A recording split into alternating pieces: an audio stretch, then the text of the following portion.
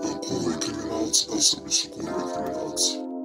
Report Core 3, sa nama je opet doktor.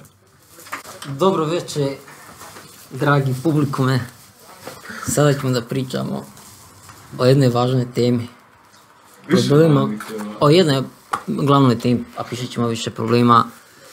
To je u stvari kladionice i mladi u kladionici.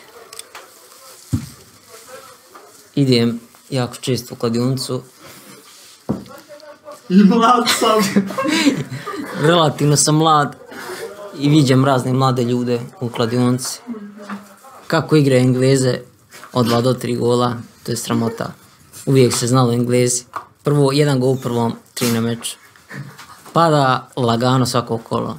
Njemačka Bundesliga, prvo polovreme 2+, prošlo kolo, 5 mečeva, 4 puta GG prvo. Eventualno, sistem da odigrate, možete pokoditi 5. Ima 5 kombinacija i to je negdje otprilike 3 na 4, 81. Podijeljeno sa 5, negdje u 16 kota ako se pogodi, možda čak i 25.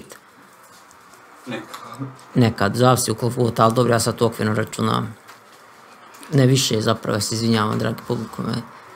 7 na kvadrat, 49.600 podijeljeno sa 5,